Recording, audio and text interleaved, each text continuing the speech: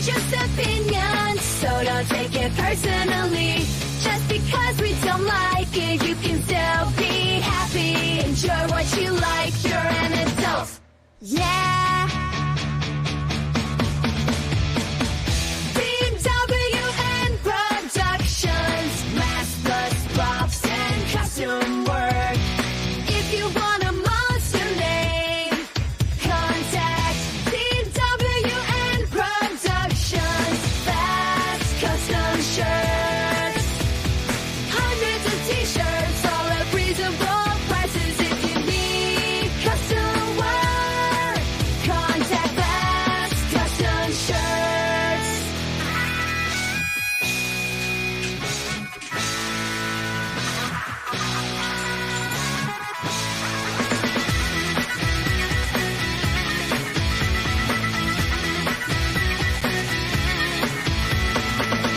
Grab a cold one and get ready for the show. It's intended for mature audiences because we kid and joke.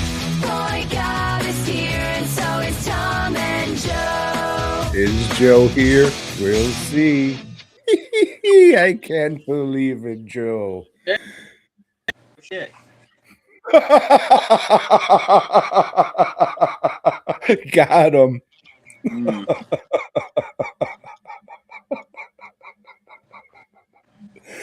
Oh, that was terrific, Joe. If you can hear me, switch your camera around or come back in. Whatever it is you got to do. But that was terrific that you were there for a second.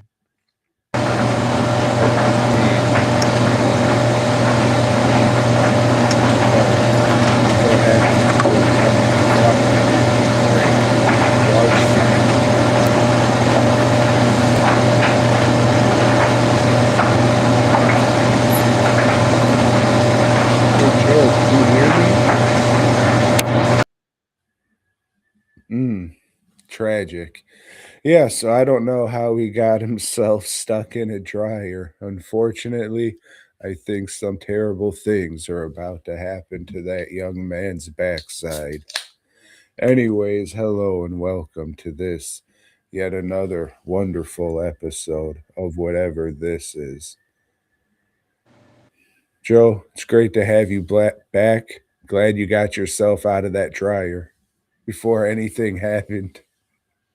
Yeah. Back to the show. That was nice how you were there for a second. Like, hey, it all worked out. Oh. Been a stressful day, so I'm back to my low life ways. Oh, you didn't just get a bottle and pour some water in there? Maybe I did. Maybe that's what the rock stars do, you know? Yeah, that's the way to do it. Mm-hmm. To make it seem like you're drinking, you like see. Like a fucking rebel, yeah. But not one of them Civil War rebels. No. Mm-mm. I was looking at this shit. Like, this looks like I'm drinking some Southern Rebel beer every time I go and take a sip. I'm just like, what is this? And then you pull it out and it's like, oh, no, it's just a fruit. I gotcha. All right, then. I didn't know you were into the Grateful Dead. Nope, this is the only regular pale ale they have at the old HEB right now. Yeah, and that's the Grateful Dead. Fuck, because of grapes. Mm-hmm. Because it's wine. Yeah, and I got my lights turned on, Tom, because you said the lights, we need to have lights and stuff. Yeah, you know, we don't normally get comments or views for that matter. But the last few comments I looks every week, I'll go look at the analytics. Joe, we've been doing ever so slightly better. I don't believe it. No, I didn't say a lot. Slow your roll. I said ever so slightly. Mm-hmm. So the last 2 or 3 comments was all about, hey, this is all right, but I can't see shit. Where's the fucking lights? And there's something that happens like this looks all right now. I'm sure when this goes to just the regular streaming on YouTube, it'll look all right. But after it's done and I go in here and they have a thing where you can trim little clips.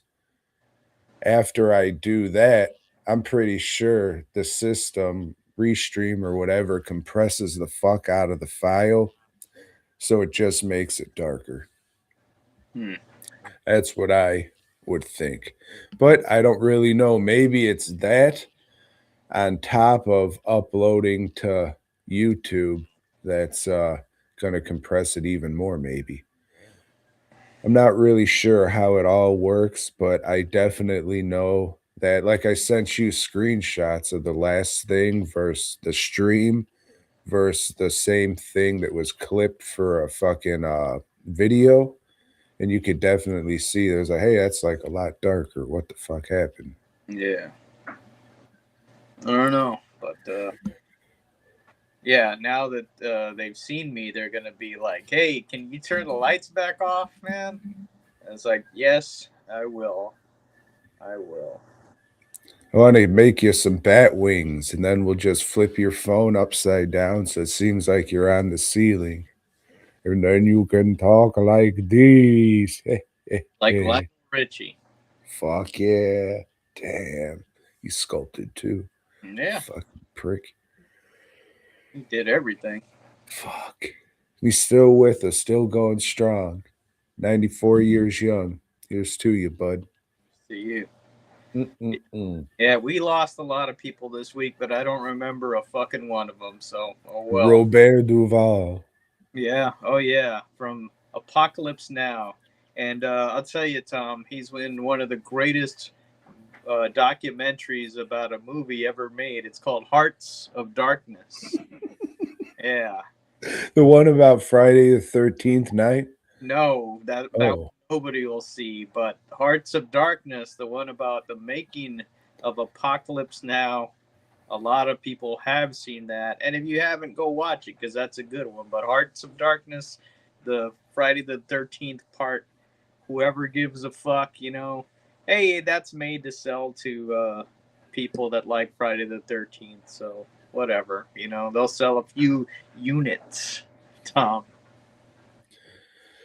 Think I paid 45 and some change for my Good. copy. I was gonna hold off and just get the standard edition. And then old Trevor M. He posted a picture online. He's like, hey, I made the fucking documentary. I was like, oh hey, you're holding the DWN mask. Hot damn, thanks, bud. I guess I gotta order one now. Well, yeah, I mean, you've got a stake in it now, Tom. Yeah. But that was cool. I appreciate you, man. Thank you. Thank you. FGP, hello. The Potty Boys, hello. Me, I'll wait till it's streaming, and then I'll see, hey, this is streaming now, and then still not watch it. I'll just burn you a copy. I'm okay. I have a 4K Blu-ray burner. I've got, plenty of AIDS. that I've purchased that I still haven't watched. So, all right. Look, And I'm sure I'll come back with a few movies this weekend that I'll watch in a few years. God willing. What's going on this weekend? I'm headed out to Pittsburgh once again for Horror Realm Con. And I get to see all my friends in Pittsburgh and hopefully sell some shirts. That way I can come back with some money and pay for that transmission I'm sure I'm going to need. It's been coming a while, And my mechanic said, hey, is it that time that it finally stopped running? I was like, no. But I figure let's not fucking wait because it's slipping, Damn, it's falling. It can't get up. Slipping. It's slipping. Fuck. Well, hey, man, thoughts and prayers. Yeah. Thoughts and prayers. Yeah. Let me ask you something, Joe. What do you think about the French? The French? I'll talk a bit about them next week for sure. But I don't know. They're odd, This movie proves no differently, Joe. I watched the Tubi movie. Is it an original? Probably not, but What is these days? yeah. This one is called. What the fuck is this one called? La Mazavin. Oh shit. I have it written down as Pussie the Cat. And those words are in the movie. But I think it's like Pussie the Cat, the legend of Davion. La meow meow. Mm-hmm. So this is a hood movie, Joe. I'm not sure if it was released in the year of our Lord, but it's recent.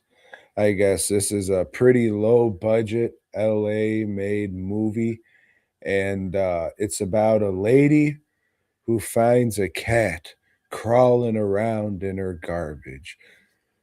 But this isn't no ordinary cat, Joe. Sometimes this cat's a puppet. Sometimes this cat's a kid in a little costume. Sometimes this cat is a little kid in a costume where it's just a hood and not a face, and they got to shoot it all weird because it's clearly just a hood, and you can tell it's a hood because there's no way getting around that shit.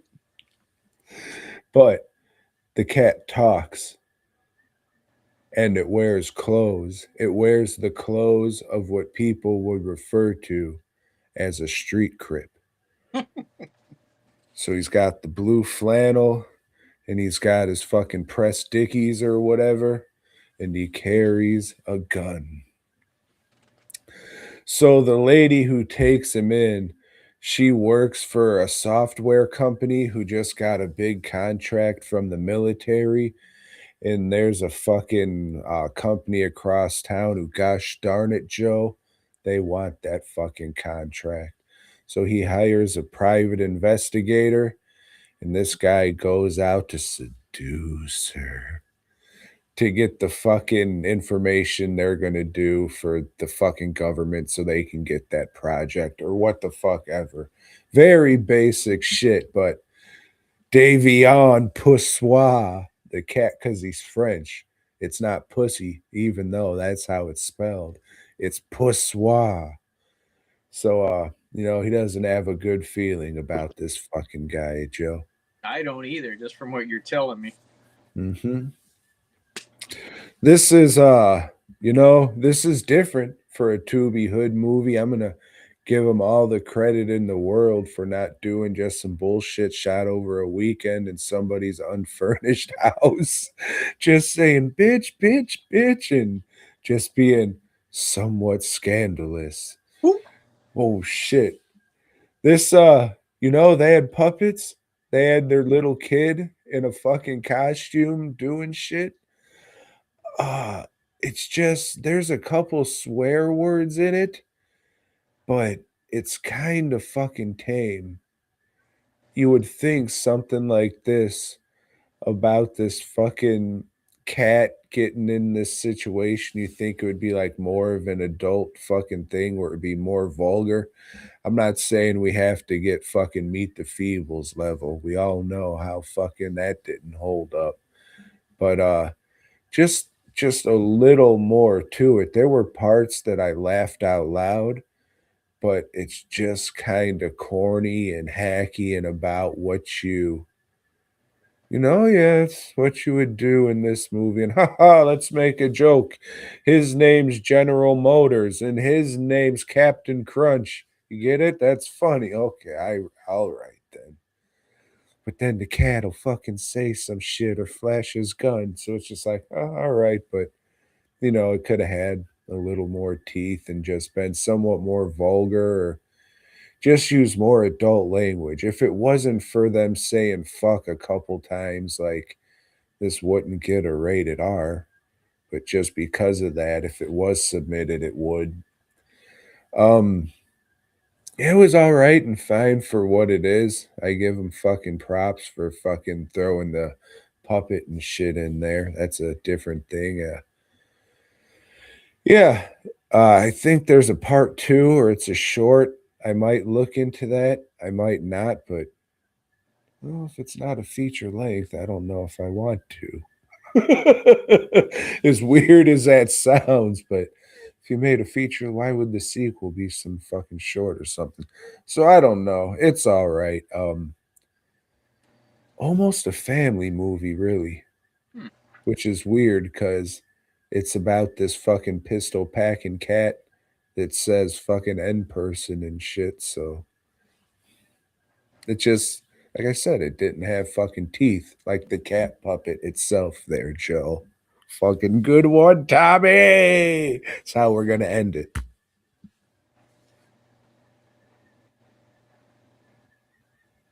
Yes. All right. What else do I got here?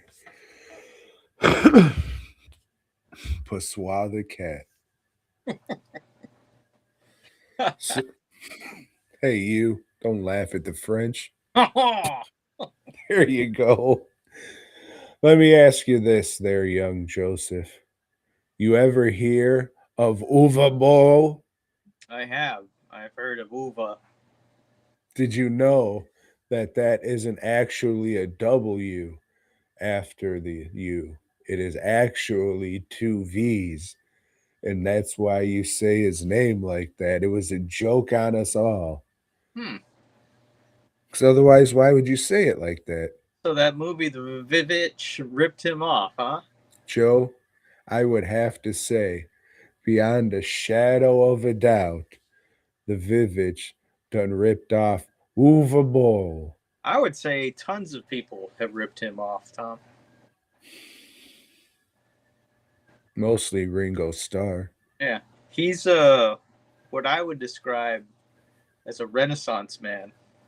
Damn. Because he's old as fuck. Yeah. Damn. Well, Joe, speaking of the word fuck, I watched the hit documentary Fuck You All, the Uvve Boll story. Have you heard of it? No, but that sounds akin to the Todd McFarlane, the hell with you.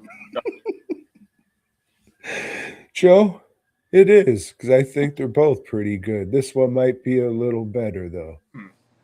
So this one we learn about the life and times of old Uvve Boll. Keith David's there to talk for some reason.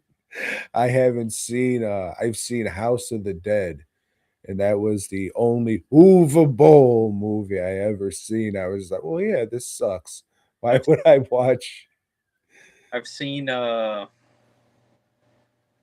Rain. Did he do the Blood Rain movies? He did about 3 or 4 of them. Okay, and I played Postal 1 and Postal 2, but never seen a movie. Didn't he make a movie of those video games? He did, Joe. Yeah. So he's a video game kind of movie making guy then. Yeah, he says he goes after the ones that have some name recognition, but he can get cheap. And this was good. He says, all right, so this is how I get all these name actors in my movie. But he said, oh, not like that, because, you know, he's a germ or what have you. She was like, yeah, about 3 weeks before we shoot, we go to the casting agents and say, hey, what names do you have that aren't working right now that want to start working on a movie in 3 weeks? And as long as you don't give a shit who's in your movie, you'll be able to get somebody with name recognition. I was like, yeah, you would, huh?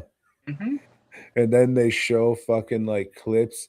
The biggest one I can remember is J. Jonah Jerklin. What's that dude's name? The bald dude? J.K. Rowling. Yeah. That's it. So then it's just other dudes, and he was like, they talked to people who he worked with in the movies, and they're all just like, oh yeah, he's a nice guy. He's a great nice guy. If you say you don't like the guy, it's because you never met him. Oh boy, but his movies. Some of them he cares about, some of them he doesn't. And this lady's like, she was, I forget if it was for Blood Rain, maybe. It's like, yeah, I sent the first draft of a script and I was 2 weeks late with it. And he called up cursing me out and everything. I was just like, what's going on? You should be lucky I'm only 2 weeks late. Like there's scripts that are 2 years late. This we're here, we're ready to shoot. Where's the fucking script? I guess he gets this fucking German money and you gotta fucking make the movie and spend that money within that same calendar year. Yeah, it's smart. It's a smart investment for the Germans because like they'll like mass produce this shit and put it in all the Hollywood videos. Not only will they mass produce this shit and put it in all the Hollywood videos there, young Joseph. We got all these sets. Why let it go to waste? We'll shoot 3 movies at once, 2 of which will be the same movies. One will just be a parody of the other. He has a series called and I've been curious to watch these. So they're called like For the Love of the King or fucking The Glory of the King. It's like a 4-movie franchise, I guess you could say. Your shit's coming up.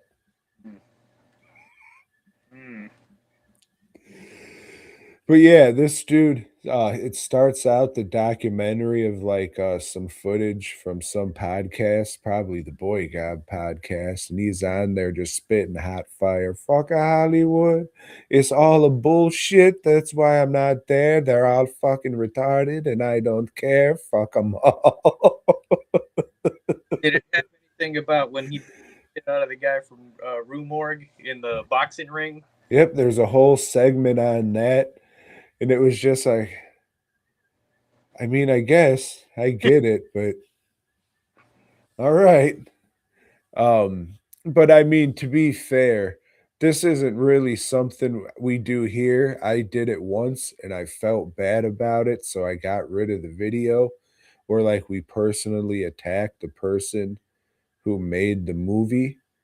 Like these people say, fuck you, you're a fucking asshole. I hope you die. You're a piece of shit. Like attacking him personally, not just saying, your movie was kind of shit there, bud.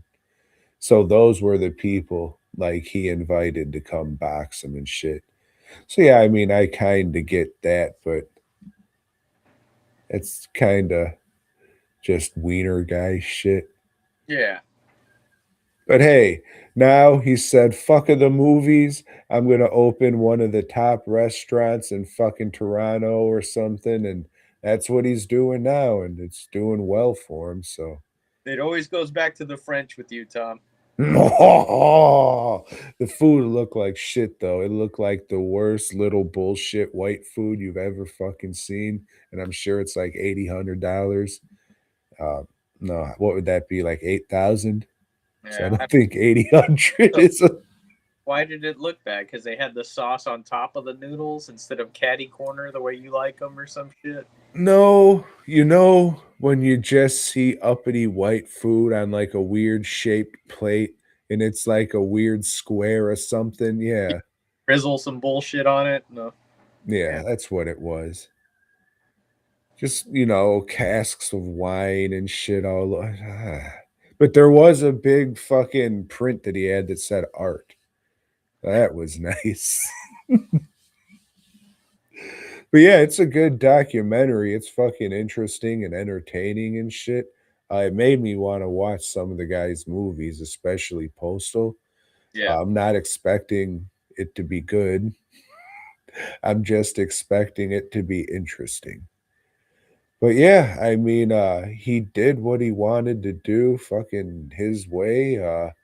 He has awards and money from it. So yeah, sure. I'm sure his movies suck all the dicks in the world, but well, like he did it as a business thing or like a job. It's like, hey, he's just gonna keep working. You other fuckers can be, artists or whatever the fuck. I got something to do next week. Yeah, that's where I fucked up. And cut. Let me take a sip of this little guy right here. All right.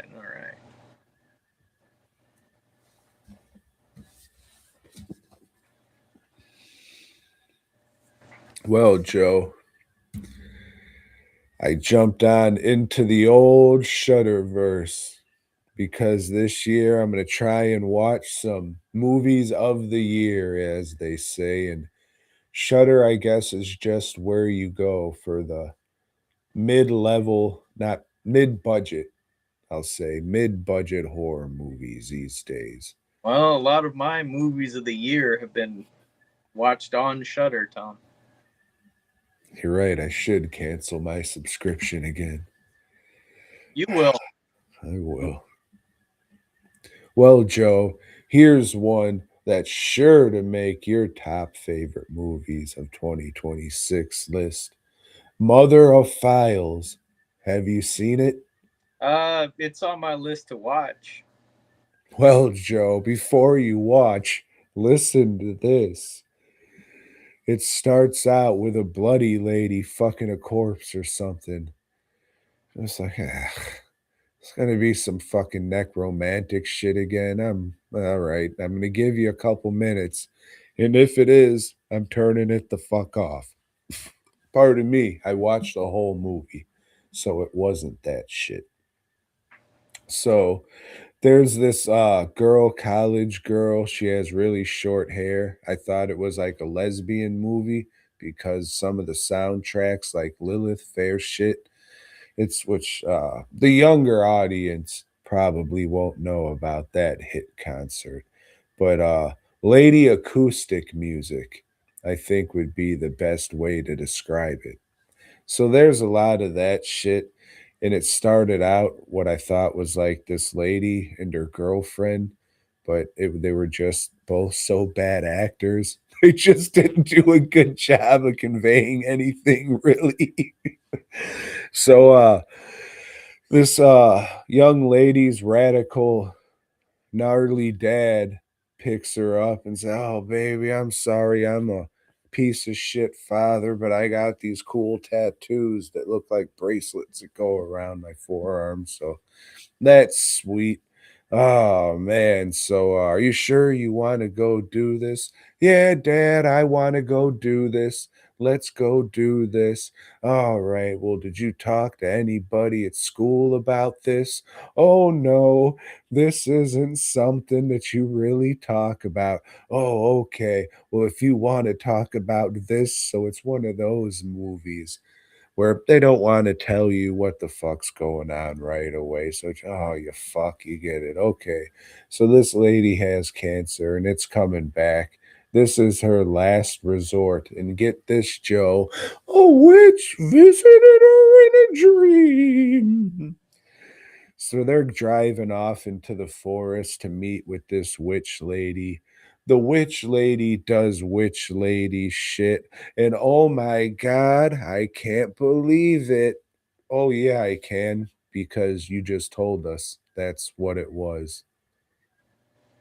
Okay. There's some shots in this movie that look really good. And then a pig got fucked somewhere, and it looks like the cheapest shit you've ever seen. It tricks you sometimes into thinking that this isn't somebody's backyard movie, but it is, Joe. But it's a family. It's family. They wrote, directed, and starred in it all together. They're all the main characters, and they're the Addams family, Joe. And they credit themselves as the Addams family because that's cute, you see. The acting from the mom, the witch, she's okay. She plays like an earthy hippie type witch. I never got like malicious vibes from her. Maybe you're supposed to. You're gonna watch this, so I'm trying to tiptoe around things. Tip back in the house. The fucking the middle girl, the young lady, she's very hit and miss. Like I said, at first I thought it was about her being a lesbian or something. So the dad stinks. No getting around that shit. I'm sorry. God bless you guys making the movie as a family, but the acting skills from you in this movie I've seen. And Joe, there's some shots that look really fucking good, and then your dick just gets kicked in. You're just, why would you do this to me? What happened? It's crazy. There are a couple cool visuals in there, but it's nothing. I mean, it's a long, drawn out kind of witchcraft movie that you're just like, oh, what? I can't believe that was the reveal. But you can because they just told you, and it's just like, who gives a fuck, really? It didn't have to be that. I mean, it makes sense, sure, but they added this element where it's like a flashback scene, and you already think, oh, well, this is going to have something to do at the end. Otherwise, why the fuck is this in here? God bless them for doing this, making these movies together, getting it out there. That's fucking awesome.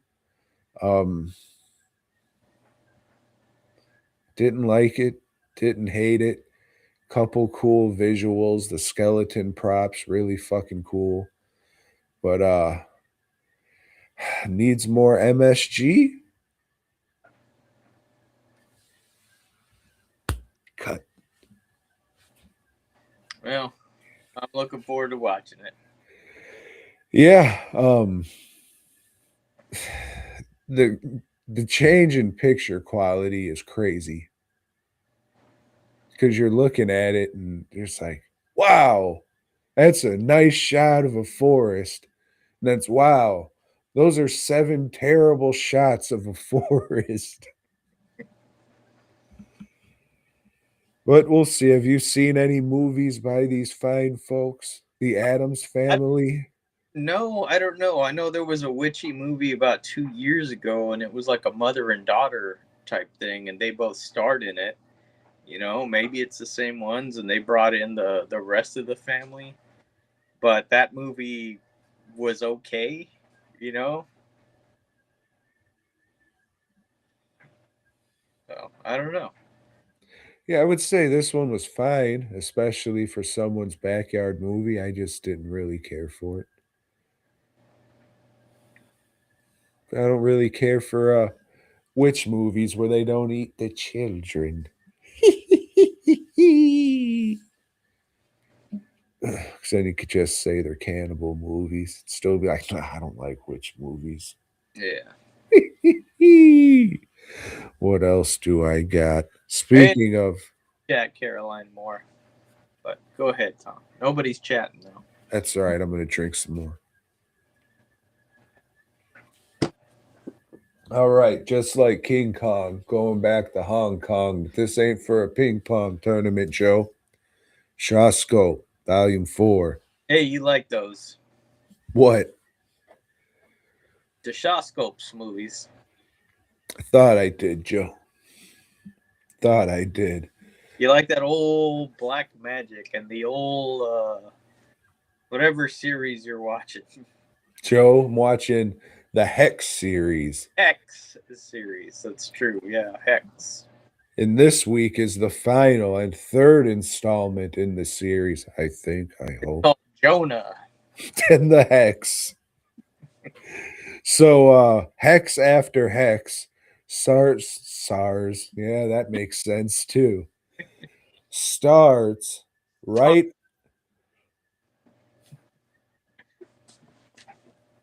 All right. And cut. All right, Joe. So this, where did he go? There he is. You okay? Yeah. All right. Hex After Hex. This one starts right after the last one. Oh. This isn't a Hatchet movie, Joe. This is Oh. before Hatchet. I'm just so eager, with the Hatchet stuff. I had to get it done. I understand.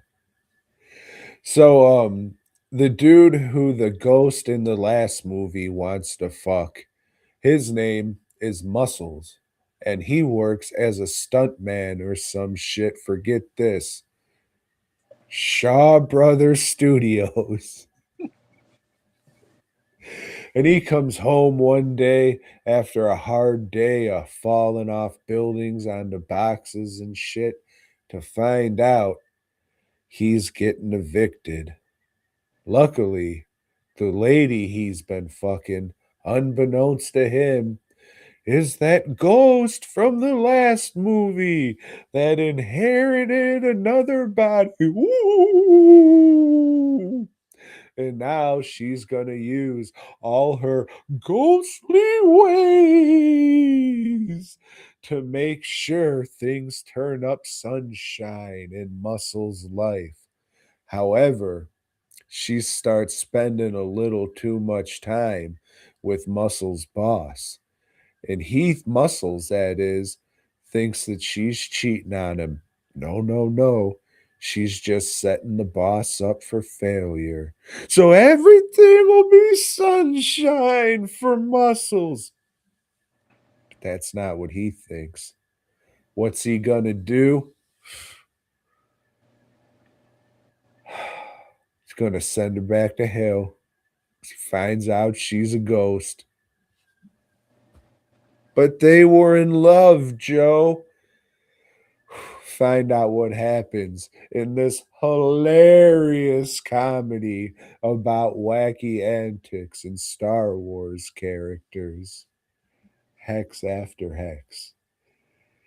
Yeah, I wish this wasn't another comedy, Joe. Because again, if you don't fucking speak the language and you gotta read the shit and you can't understand the language and the way that they're saying it, all you have is, oh, he made a silly face and fell down.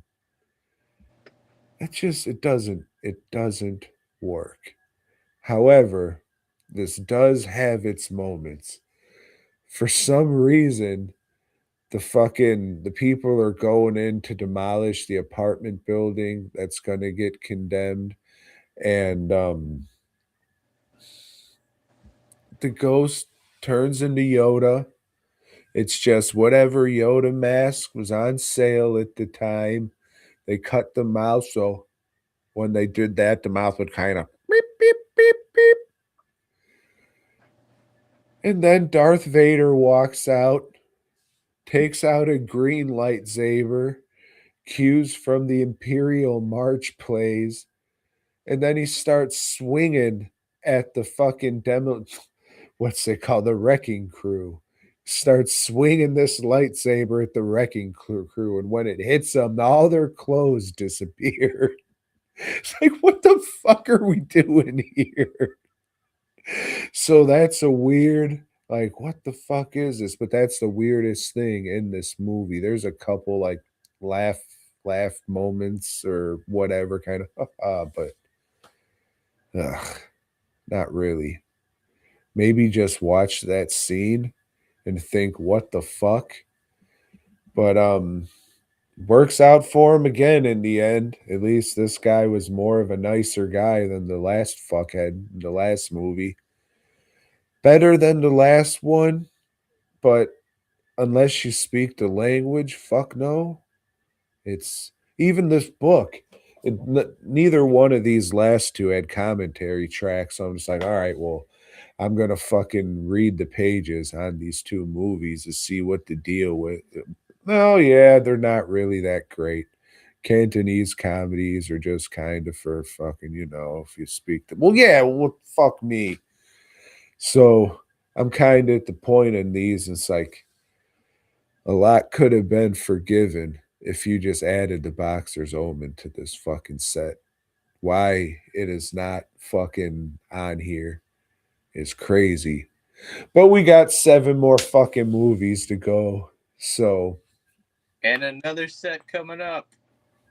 No, if it's not a. No, this is like. I think this was the horror set. Whatever comes out next will be whatever. I just wanted the horror one. And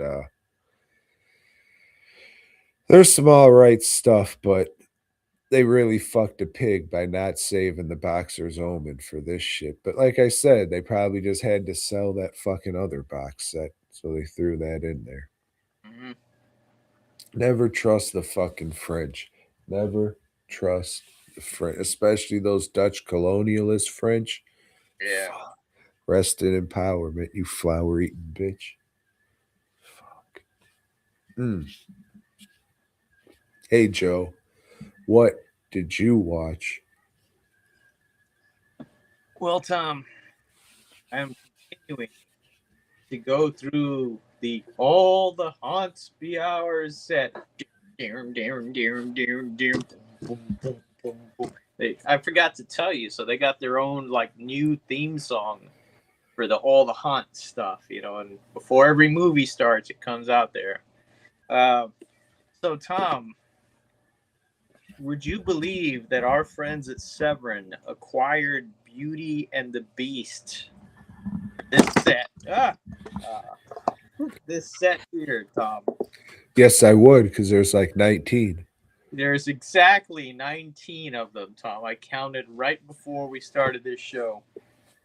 And they got the one from Czechoslovakia. The best one. The best one, Tom. And, everybody knows the story. It's a tale as old as time. So, this one, it follows pretty much the fairy tale thing. There's a dad that his wife had passed on or something. He's raising three daughters, and 2 of them they're just money obsessed bitches. And Aren't one they all? is a loving daughter and very caring about her dad. And he's invested all his money and some other people's money too on this one caravan that's bringing all kinds of shit, spices and rugs and fucking all kinds of shit that people want. Oh fuck, Tom, that caravan is waylaid by highwaymen. Oh shit, and all that stuff is gone. This guy's finances are a shambles after that, Tom. He's got to start selling shit off, and the 2 money-hungry daughters, they're going to get married off to some rich guys. Not as rich as they wanted, because their dowry isn't shit now. Fuck it, he packs up the last of his shit, and he's going to go off to sell it. And he gets lost in the woods, Tom.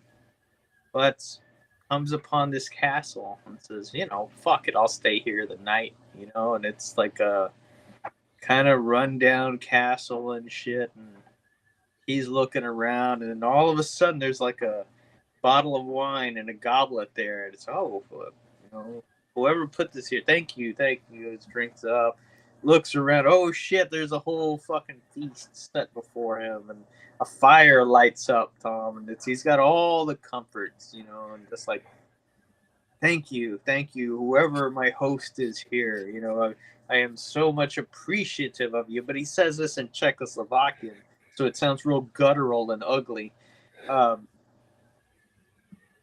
He goes to sleep, Tom, wakes up the next morning, and there's a bag of treasure there, rubies and emeralds and sapphires and shit. And he's, oh, thank you, my gracious host. I shall make my leave. You've given me back my life. And then he looks around. He says, oh shit, there's a rose bush there. Let me cut a rose for my beloved daughter, and that's that this would make her happy. He cuts that rose. Oh! Who dares take my rose, you greedy fuck? After all I've given you, you steal my precious roses. Now you shall die. Oh, no, please. So he's saying this in Czechoslovakian. Does he just hear a voice out of nowhere? Does the rose say this? No, there's a creature that comes out, a beast, you could call it. A beast creature? And as you could tell by my distinguished beast voice, it's a bird creature, Tom. A lady creature? A man that has been cursed, and he looks like a bird. You know, he's got claws for hands, and he's got damn. Is it Eagle Man? Is he dropping his rates? Beak and shit, and you know, and that mask, Tom, it looks fucking good. It looks. I mean, you're a appreciative guy of masks for some reason or another. This mask looks really good, but it's got them eye holes. And those eye holes are real big. What do you see under those eye holes? A dude's fucking eyes, you know? And it just ruins the whole effect. You know, they could have just put some, like, I don't know, like glass bubble type things, and that would have looked better. But you see his eyes, and it kind of, man, you had me with this fucking mask. But nope. Not anymore. You're gonna die here. You're gonna die. And unless one of your daughters sacrifices herself and comes to live with me forever. Oh, well, I'll go talk to my daughters and see what's up. And of course, the youngest one, the one that loves him, she does it, Tom. She does it.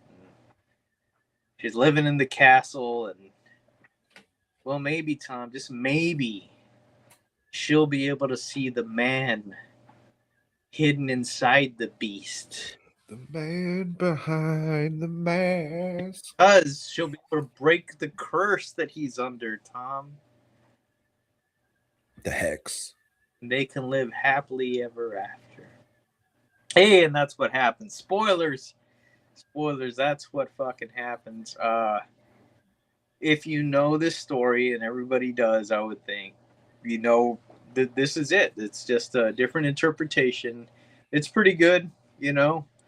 The castle, the set design, fucking amazing. You know, I'm spending more time looking at all that shit that they got. Oh, look at that over there than what's going on with the characters, you know. It's, oh, wait a minute, I missed some fucking subtitles here.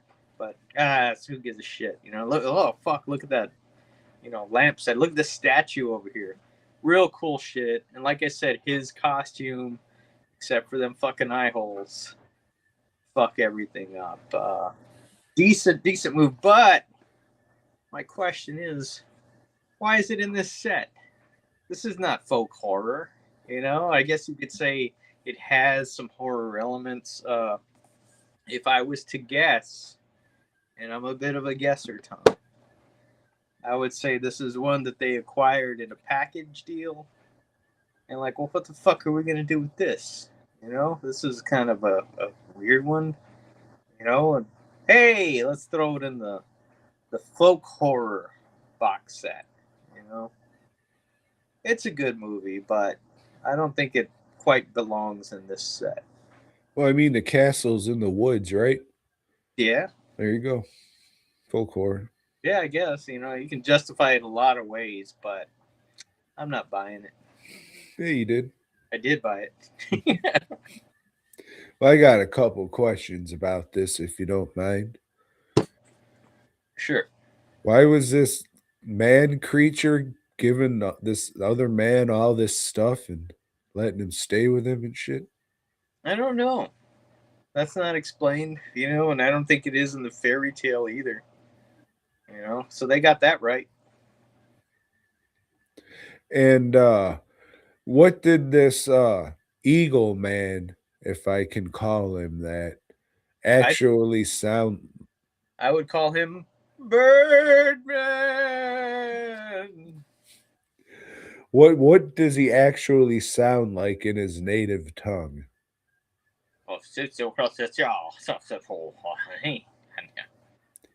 So he's distinguished and not doing that voice you were doing? No, it would have been better if he'd have been doing the voice I'm doing. That's kind of what I wanted to hear. Nope.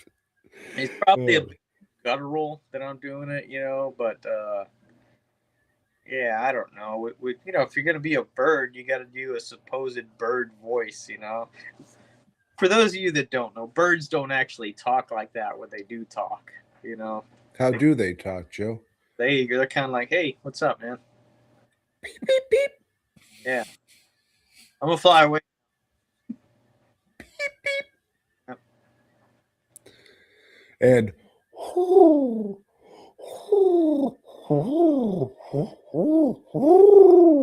that's what it sounds like when owls fuck. You see, Joe. And they fuck often. If listen, you can hear them right now. A lot of owls around us. Can't let puppies out in the backyard unsupervised. Boy, I'll say. Well, Joe, speaking of owls, have you drink? Yes. All right then, Joe. Closing out Black History Month with the greatest Black History Month movie ever, Original Gangstas. Have you seen this one? I have. Of course you have, because you were raised right, Joe. Shout out to your mama. Turns out I just won't watch this shit when I randomly see it on TV. Hey, Tubi's recommending I watch Original Gangstas. Sure, I got the DVD. I can just, walk a few yards and grab and don't have to sit through the commercials. But no, it's recommending I watch it here now. So, yeah, this is the new. Hey, it happens to be on TV. So I did, Joe. Every time I watch this movie, I fucking love it more and more. Yeah, growing up in Chicago on the east side of town. This was always on for some reason. I guess it was one of those movies they got cheap and just played it during the day on the weekend. So it seemed like this shit was always on. This might be the movie I've seen the most. Maybe Freddy vs. Jason, maybe Jack Frost. Not 100% sure, but it's probably fucking one of those. But yeah, the story. Young hustler named Kenny. He's about to go off to college, got a scholarship to play basketball at UCLA, but he needs some money for fucking pencils and shit. So he's gonna go hustle some people at basketball. Unfortunately, Joey fucked with the wrong one. He wins the game, but loses his life. Turns out that was Pam Greer's baby boy, and she ain't too happy about it. Unfortunately, the gang who shot old Kenny ain't too happy about Mr. Bookman, the local store owner, telling the cops that maybe they had something to do with it. So they go and shoot up the Bookman store and leave Mr. Bookman for dead. Luckily, Joe, the bullet didn't kill him. Unluckily for the gang, the rebels, as they're called, Fred Williamson is Mr. Bookman's son. Oh. Gosh darn it, there's going to be hell to pay, especially when we find out that Jim Brown, a retired boxer who retired for murdering a motherfucker in the ring, he was Kenny's father. And gosh darn it, with Pam Greer, Richard Roundtree, and Ron O'Neal, they're out for blood. Rebel blood. They started this gang 650 million years ago or 65 million years ago, whatever the fuck. And now they're going to put it to an end. Co-starring America's heartthrob, Wings Hauser, and America's grandmother, Robert Forster. This shit is fucking great. It gets fucking dark, and there's characters you don't expect to fucking die. God damn, KO with the yayo. He's one of the scariest fucking movie villains ever. You talk about I'm scared of fucking Jason or a Leatherface. Fuck no, I even have nightmares about old KO with the yayo.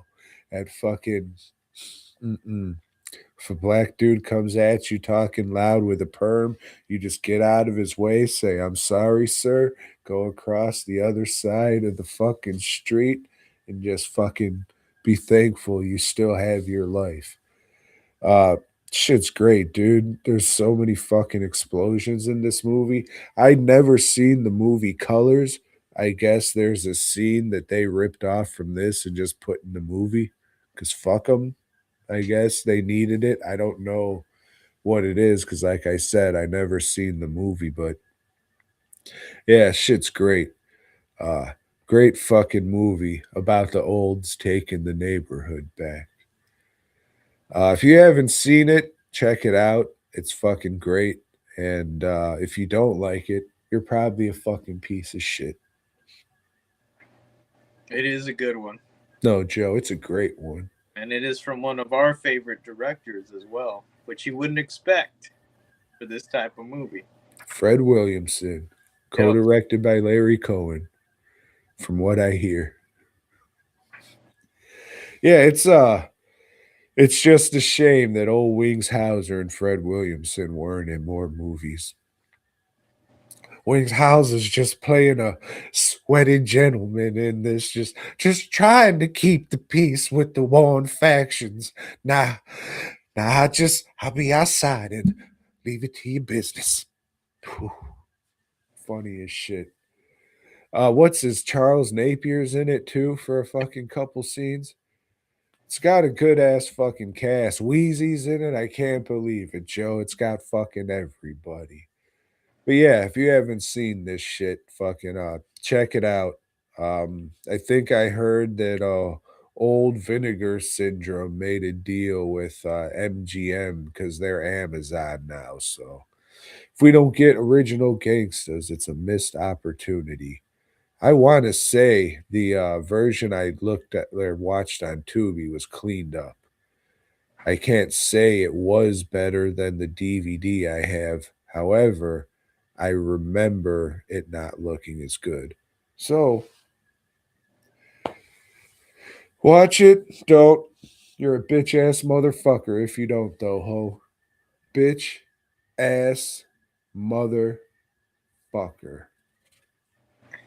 And no, I've been singing this little song for years and years and years. Oh, gee, original Gangstas. Oh, gee, original. Not in the fucking movie. I just made it up somewhere along the line because I'm dumb. You love the movie that much. You made I do. Soundtrack. Like, it's crazy, dude. This is like, for whatever reason, this movie just fucking stuck with me ever since I was a kid because it was fucking always on. It's like, oh, that's the guy from Dusk Till Dawn. Fuck yeah. Then ever since then, I was just like, Fred Williamson's the man. Hopefully he doesn't show up in the Epstein files. I know. He's on those Wounded Warrior commercials, so once you start getting into the political thing, then it could happen. Pig Gay Oinkerson showed up in the Epstein files. Yep. I just hope a Jose Garcia doesn't show up in them. I already looked. I looked for Tom Martino first. Pizza boy, pizza boy. That's what they call me. I'm the pizza boy. I'm also an OG, original gangsta. Remember that song from the movie? No. Wasn't there. Hope that's all I got, Joe. And it was at that time young Pussie remembered he forgot to swing into another issue of Spider-Man, so I hope you can I was going to say full him in. No. And then I was going to say fill him in. Don't want you to do that either, but if you can tell me about what happened, that would be terrific. Well, Tom, over in Web of Spider-Mans, it was some bullshit story about an alien fucking thing. Another fucking, fucking file issue that they just filled in. I don't know, some fucking cosmic wars going on, some piece of fucking weaponry falls. It was fucking stupid. And then an old Peter Parker Spectacular Spider-Man's, yeah, they follow up on some shit they really had, in the Secret Wars. All of a sudden, there's a Spider Woman in Secret Wars, and she just like pops up out of nowhere. She wasn't one of these heroes that they brought in. She's just there all of a sudden with no fucking explanation. She's wearing this black costume, Tom, and when Spider-Man gets his costume, he copies this bitch. Well, Let me ask you this, Joe. How does it fit on her? It's form fitting. Yeah. It's nice. I guess, Fuck yeah. The cartoon lady. Hell yeah. What, you're not one of those whacking off to comic books guys? No. What? No. Man, I can't believe it. You don't have fucking like anime bitches with spit fucking coming out of their mouth, cross-eyed stickers all over your car. Like, that's not the craziest shit ever. That's different strokes for real. For different. Oh, I love comics. Yeah. You've seen those cars though, right? Yes. It's fucking crazy. But like they're the passenger. Like there's a whole fucking thing. Like, he's driving with an anime character. Dude, I swear the other day they wore it naked or as pornographic as that, but they had like giant tits and shit. It was like the whole dude's car was wrapped in it.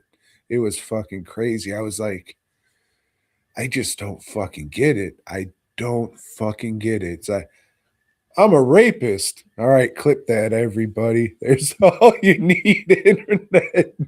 Well, I mean, it's the world now where they can actually have, these anime chicks talking to them with the help of AI, so they can have their anime girlfriend these days. Or you can just hit up old Rudy Campos. He'll fucking make you up like an anime girl and you can go fucking do all that shit. Think it's mypetmonstergirl.com or something. Go check out all his shit. I'm okay. Go check it out, Joe. But anyway, Spider-Woman's is a villain, or everybody thinks she's a villain now, Tom. She's really working for the government because something, custody of her kid or some shit. And the government says, hey, go steal this fucking floppy disk for us. And she goes, she breaks into it. But who else is there, Tom? Who else is there to steal this fucking floppy disk? I don't even know what a floppy disk is. It's the Wrecking Crew. Fuck, from earlier. Yeah. Yeah, these motherfuckers, the wrecker and then all pile driver and all fucking, I don't know, forklift. Crowbar. A fucking, whatever other kind of equipment you use on a fucking construction site. Guy in the green trench coat with the fucking purple sock. Yeah, and they're fighting with her, and then I don't even remember how this one ends, but it ends on a cliffhanger or something. In a comic book? Yeah, imagine that. But we're not here to talk about that. We're here to talk about Amazing Spider-Man. So fucking Amazing is pissed. He's pissed at Daredevil. Look at that. Oh, get up, you piece of shit. Oh, you broke my anals. You know? You know what could have been cool on that fucking cover? Some like dark shadows. Some real dark shadows. There's a lot of white on there for those two characters. Look at that over here. Oh, right here, dark shadows. Yeah, I don't know about that. Yeah, this is we've got art this time by a guy named Eric Larson. You ever heard of him, Tom? I have, but I'm more interested in that M&M's ad. Yeah, this is some pretty good for everyone. It's fun for everyone. Chocolate for everyone. Mm.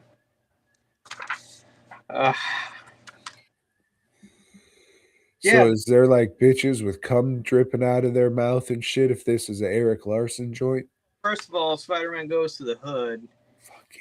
Like, oh shit, he finds a crack house. And look at all these white kids going into this crack house in the hood. You know?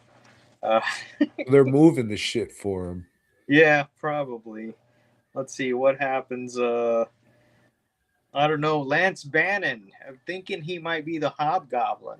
The Hobgoblin makes a deal with the Kingpin to get some information on some Russian fucking KGB agents.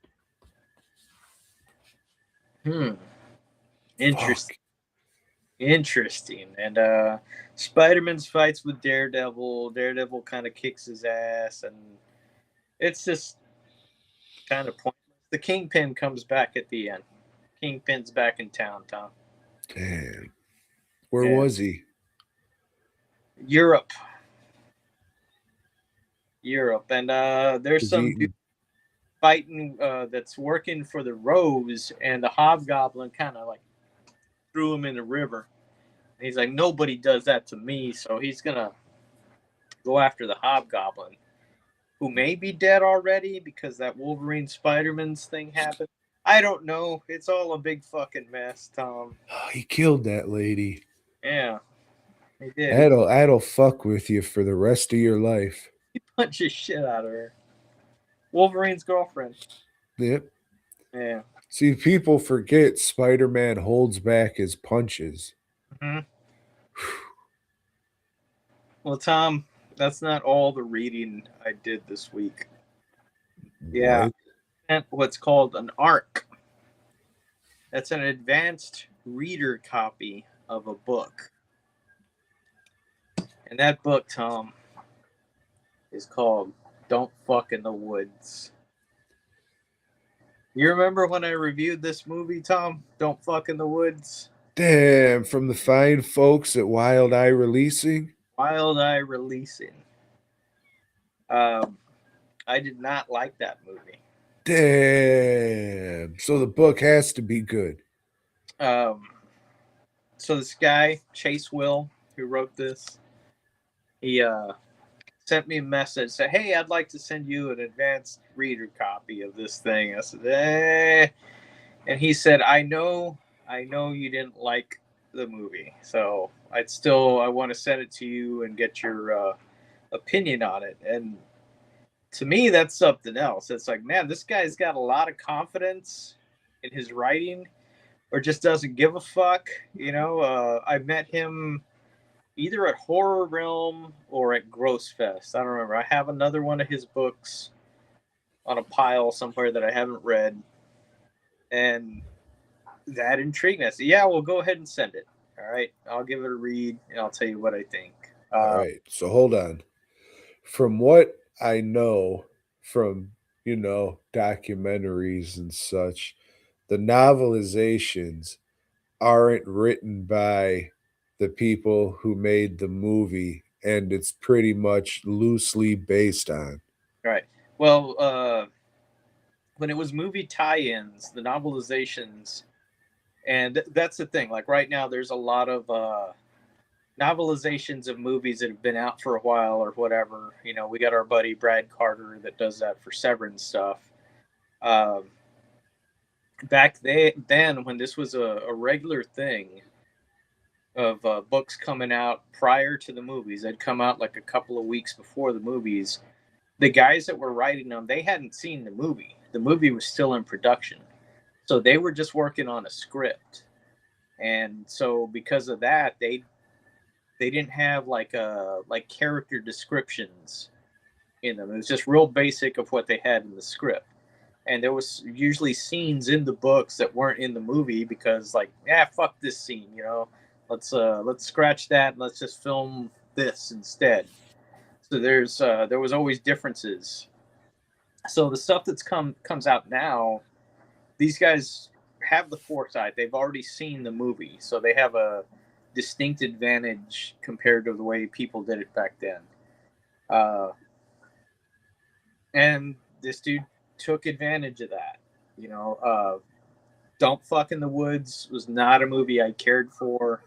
It was your typical low budget movie that I remember thinking, hey, that creature has a good mask, except when they linger on it. I remember really liking the mask of the creature, but everybody sucked in it. You know, all the actors, slow, low budget, shot on a couple of weekends type thing, not good. What he does here is fleshes all the characters out, gives them characterization, and it's a lot more interesting than the movie. You know, I'm not saying you give a fuck about them because they're still not characters that you would like or nobody I would hang out with. And but it's an interesting read, and you kind of, you know, it's a thin book, but you fly through it.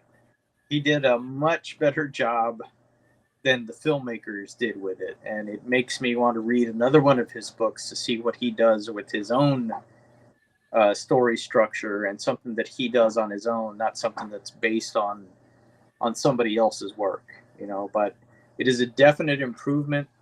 I'm glad I watched the movie first, you know, because had I read this and then decided to go watch the movie, man, I'd have been pissed. Fuck, you know, like I just wasted my time, you know, this fucking book. But then, you know, that movie came out first, so this is a weird thing to me, you know. But fuck yeah, this book's good, you know.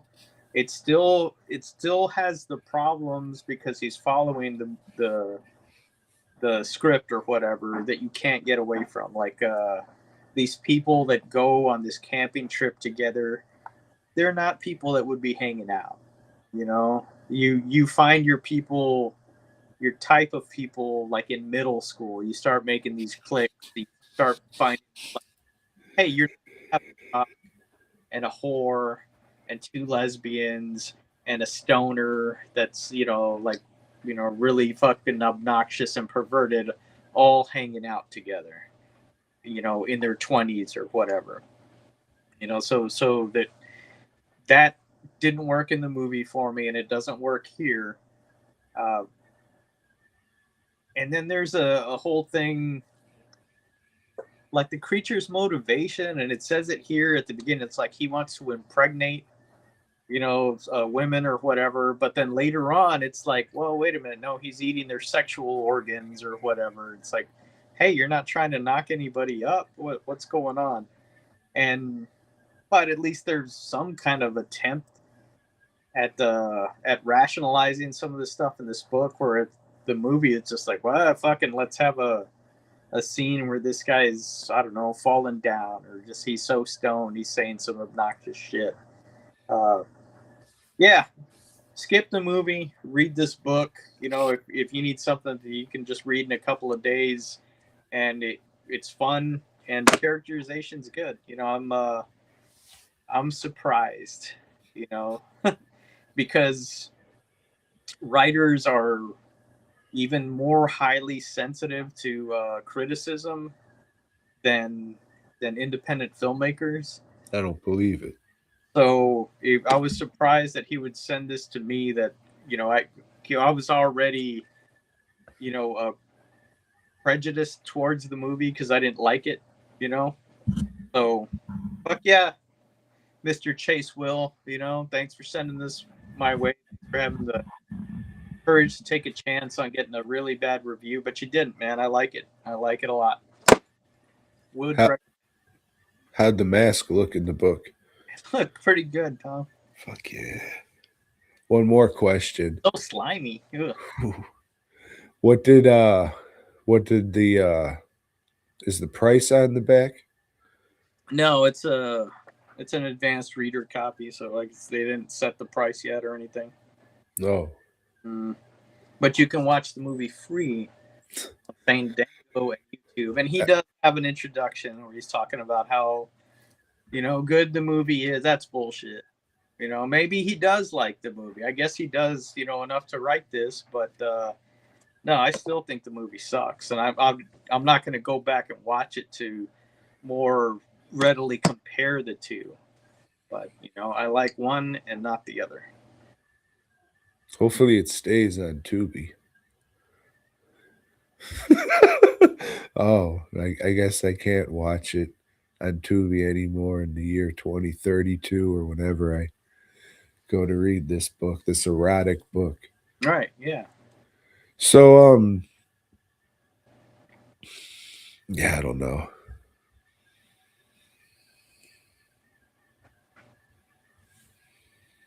Oh, shit. So, yeah, I finished up the Lethal Lady set. What's that one? Too hot to handle, too cold to hold. So in this one, some fucking bitch, she's an assassin or a mercenary or some shit. Mercenary. Fuck yeah, her story. So she's laying around naked, and then she has to go do some shit in the Philippines, and she's laying around naked. And I was like, all right, if nothing's gonna happen in this, I'm tired. I'm gonna go to sleep. A man can only whack off so many fucking times during a movie. So I'll get back to this tomorrow. And then tomorrow came, and it was like, fuck.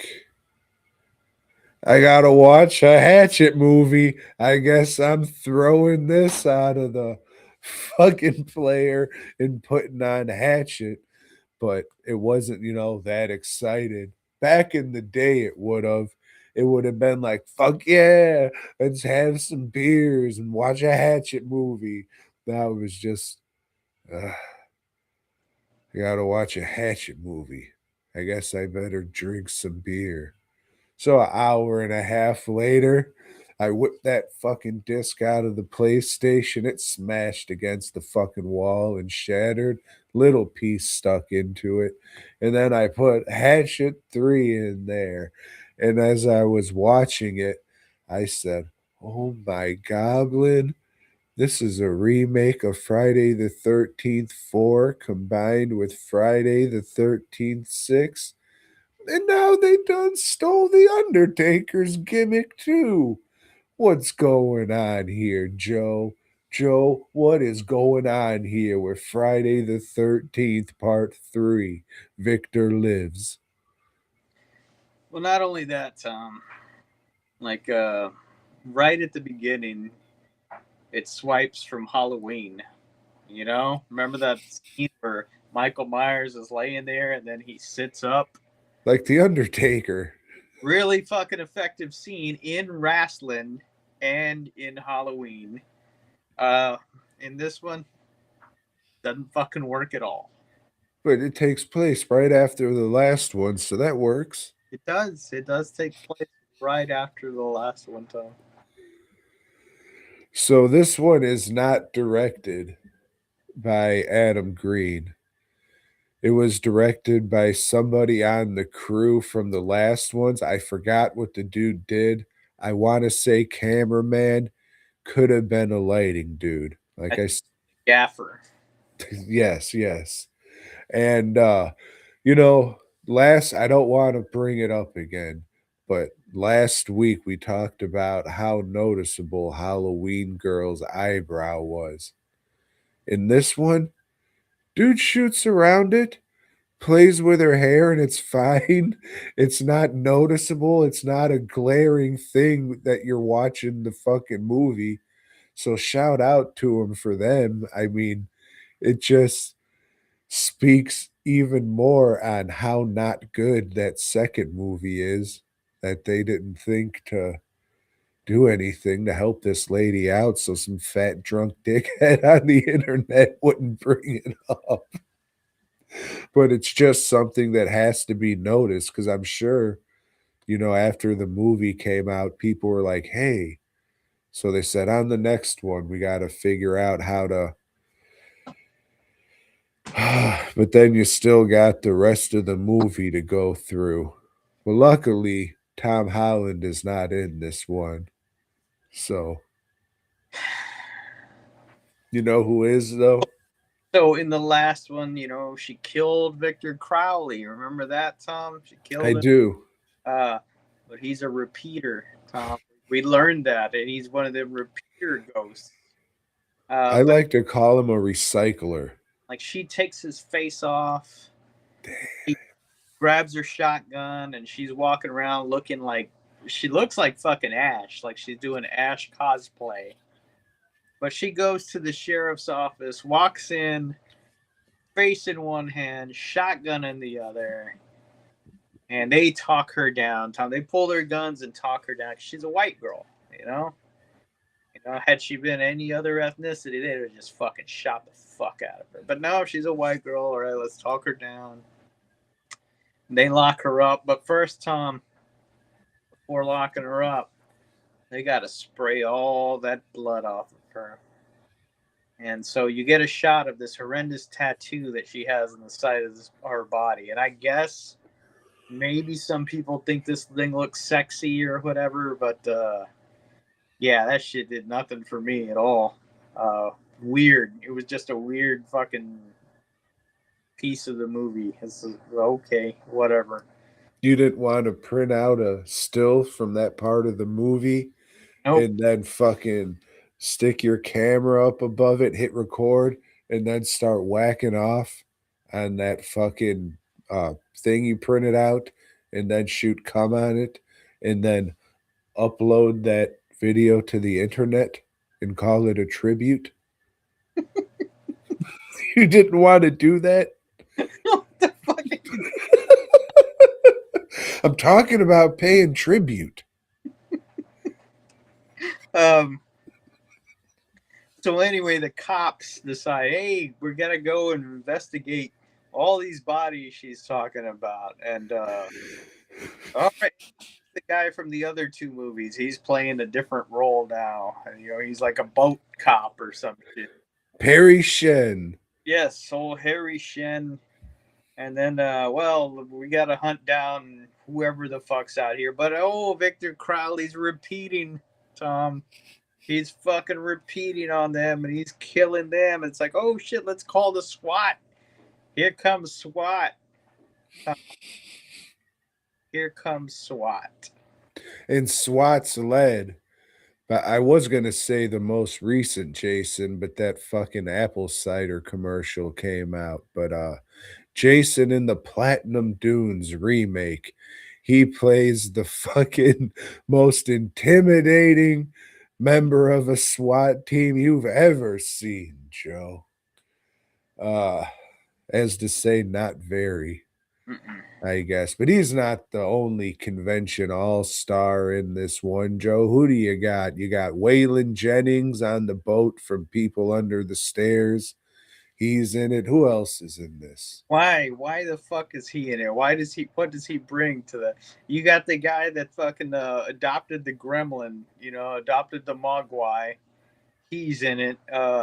Caroline Williams is a reporter, and she goes to interview eyebrow girl at the Don't call her eyebrow girl, Joe. Just fucking did. Fuck. She interviews her, and it's like, she's got to get her out of jail so they can go deal with Victor Crowley, because only a Voorhees can kill a Voorhees or some shit like. I've heard that before. Right. And they go get ashes from Sid Haig, who says the gay F word more than a few times, Tom. Not very cool. That's not all he says, Joe. Mm-hmm. It's not all he says. Well, he's just a good old rebel, Tom. That was the only scene in the movie I found entertaining. I thought it was okay. I laughed, but it was like, well, this is all right, And Caroline Williams, early in the movie, she's doing what she can with it, but then the script just becomes so fucking stupid. It's like, Man, nobody could say these lines and make them sound good. Yeah, the whole point of this movie is Victor Crowley's killing people in the woods. He's recycling. And then fucking Leprechaun Lady and Halloween Girl, they got to go to fucking Sid Haig's house because he was Kane Hodder's lover and he has his fucking vase there. So they rip off the Undertaker again and get his magical vase with the parents' ashes on it. And then once he smashes it against them, he dies and all his power's gone. And we got a okay looking melt effect, I guess. I mean, I always just like it when goop and slop pour out of a face that's kind of deteriorating. No matter the quality. I've seen stop motion ones with Play-Doh that I liked, so. But no offense to me, the effects look like I did them when I first started out. So again, it's another drop in quality there, but they brought some of the shadows back. So that was nice. Uh maybe that's why I thought Victor Crowley looked a little better. Maybe it just better materials or a better job. I don't know. I don't remember what I thought about this one. I mean, I liked it well enough that I bought the DVD. But slightly better than the last one. But the kills look like a lot cheaper. There's a lot more. But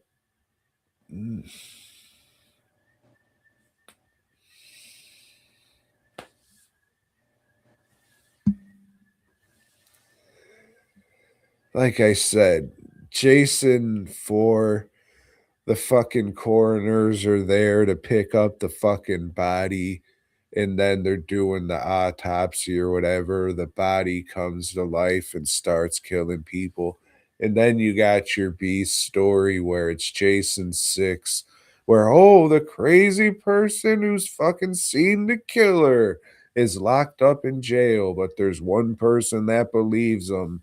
So they got to go out and take care of it. And I mean, you could say before, oh, those movies are just Jason in a swamp. Well, this one literally is because it's fucking two Jason movies combined into one. So I wish I could say there'd be nothing more to say. Oh, these movies that I fucking loved when I was a young horror fan are so great and so good, but no, not really. I think I gave the last one a 2 out of 5. I'd give this a 2.5 out of 5. I think Hatchet 3 got a 3.5 out of 5, and I was kind of being nice because of the nostalgia. This shit just doesn't hold up for me.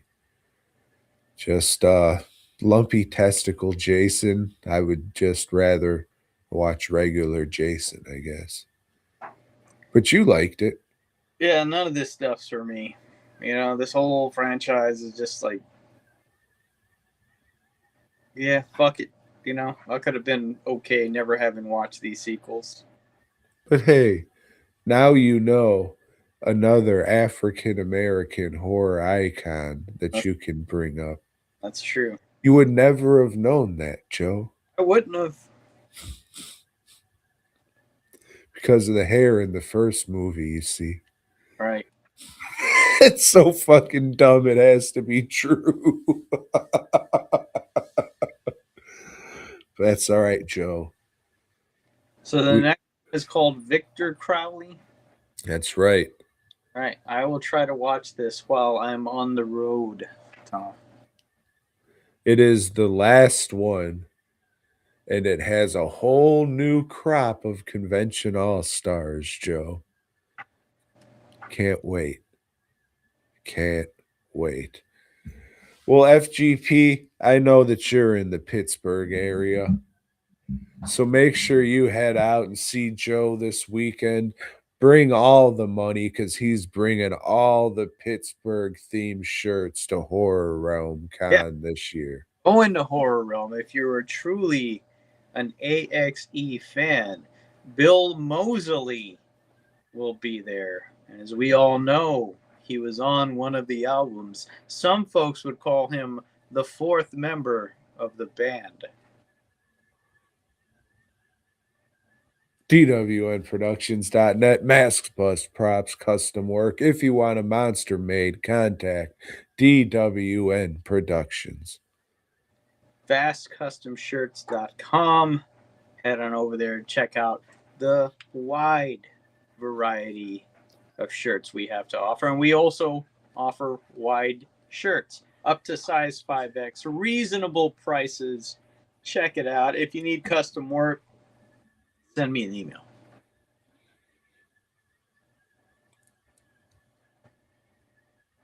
I guess I gotta say, BOYGOB.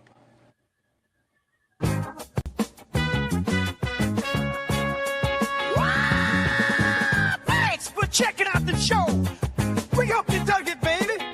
If so, give us a thumbs up. Subscribe and let us know down below. Support Tom and Joe by heading over to DWNProductions.net and FastCustomShirts.com. Until next time,